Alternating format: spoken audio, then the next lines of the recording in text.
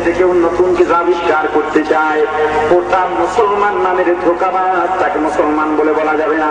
ও মুসলমানদের বন্ধু নয়, মুসলমানদের শত্রু। ঠিক কি? ইসলামের মধ্যে ইবাদতের নামে, নবীজির সম্মানের নামে মন গড়া কিছু ঢুকাইয়া আবার যেমন গ্রহণ করাদের মধ্যে বর্তমান বাংলা জমিনে ফাঁস নারায়ণগঞ্জে এনায়েতুল্লাহ আব্বাসী। মুসলমান ইমানদার, আমি এদিকে কোন মাহফিলের জন্য বলেছিলাম স্মরণ নাই, আহমদ শফি, আল্লামা নুরুল ইসলাম উলিপুরি, পীর সাহেব চরমনাই, শাইখুল ইসলাম আল্লামা হুসাইন আহমদ মাদানী রহমাতুল্লাহি আলাইহি, হাকিমুল উম্মাত মুজাদ্দিদ মিল্লাত আল্লামা আশরাফ আলী থানভী রহমাতুল্লাহি আলাইহি সহ দেওবন্দের সকল আলেমদেরকে কুত্তার বাচ্চা বলে গালি দিয়েছে। কারণ একটাই, ওলামায়ে দেওবন্দ তারা মন গড়া কোন আমলকে ইসলামের নামে মন গড়া কিছু সাপোর্ট করে না বিধায় তিনি এই অপপ্রচারণায় পটুয়াখালীর বাউফলে নাকি তার সাথে আল্লামা নুরুল ইসলাম উলিপুরি এবং আল্লামা শাহ আহমদ শফি দামাত বরকাতুহু তার সাথে বহাজের ওয়াদা করে, বৈঠক বিতর্কের ওয়াদা করে তারা নাকি সেখান থেকে ভেগে আসছেন। চ্যালেঞ্জ গ্রহণ করলাম, বাউফলে আপনারা যান, আমার বাড়ি তো পটুয়াখালী কুয়াকাটায়, বাউফলে আপনারা যান, এমন কোন খবর সেখানে আছে কিনা? আমিও এই ময়দানে চ্যালেঞ্জ গ্রহণ করলাম। এনায়েতুল্লাহ আব্বাসী সাহেব, আপনি কোন জায়গা থেকে কিভাবে আসছেন, কোন দিন মুফতি লাগাইছেন, কোন দিন ডক্টর লাগাইছেন, কোন দিন জৈনপুরি লাগাইছেন, সেই ইতিহাস না হয় নাই বললাম, শুধু আপনাকে চ্যালেঞ্জ করলাম। আপনি কোন গোডাউনের মধ্যে বসে চ্যালেঞ্জ করেছেন জানি না, আমি এই কাজে পরিস্থিতির মধ্যে হাজার হাজার মানুষের মধ্যে চ্যালেঞ্জ করলাম।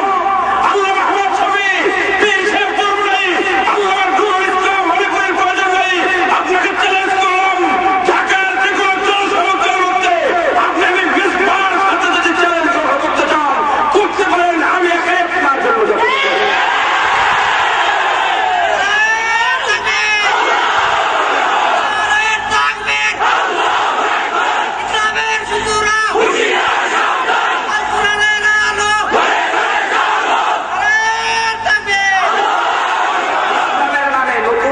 সহ্য করা বলেন,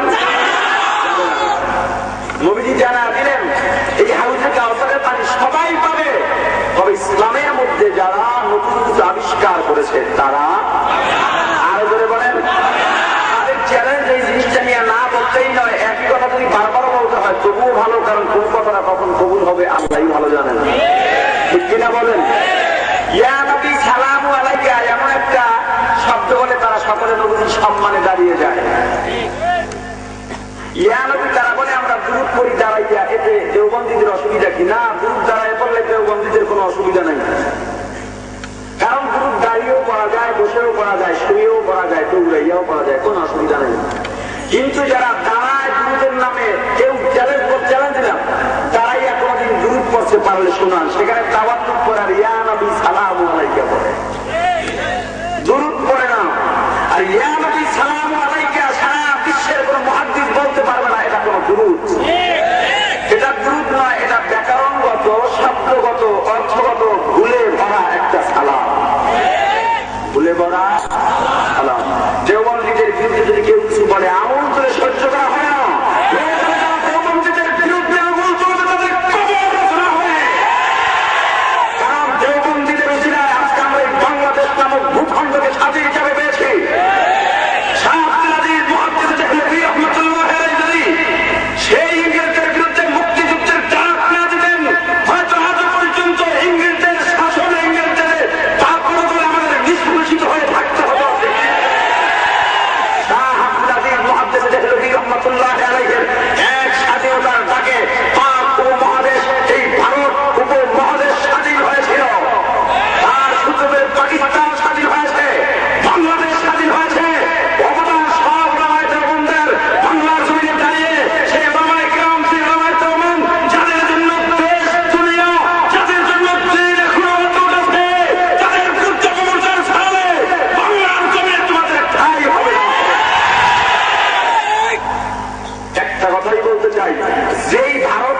এসেছো, তুমি বিহারের সন্তান, সেই ভারত তোমাকে পাঠিয়ে দেওয়া হবে।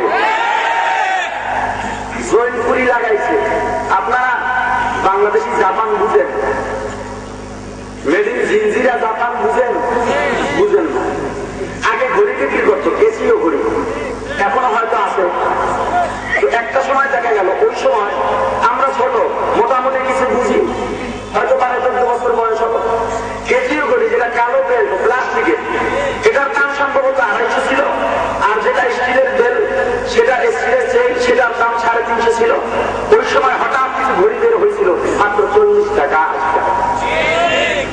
অথচ পানিও ঢুকতো না, ঠিক না? দোকানদারের কাছে গিয়ে বলতো, একটা কেসিও ঘড়ি দাও, এখানে টিস্যু রাখেন, একটা ঘড়ি দেন। ঘড়িটা দিল, পিছনে লেখা জাপান। ঘড়ির অপর সাইডে কি লেখা? খাবারের উপরে জাপান লেখা থাকে না? এটা তার দোকানদারকে জিজ্ঞাসা করে, দাম কত? কয় মাত্র 40। কয় ভাই, এটা কি আসল জাপান না মেড ইন জিনজিরা জাপান? কারণ আসল জাপান হলে তো 40 টাকা হতো না, ঠিক কিনা? এই আব্বাসী সাহেব ওই মেড ইন বাংলাদেশি জনগুলি, বুঝেন নাই? ইসলামের নামে অত প্রচারক সহ্য করা হবে না, নব আবিষ্কৃত কোনো কিছু সহ্য করা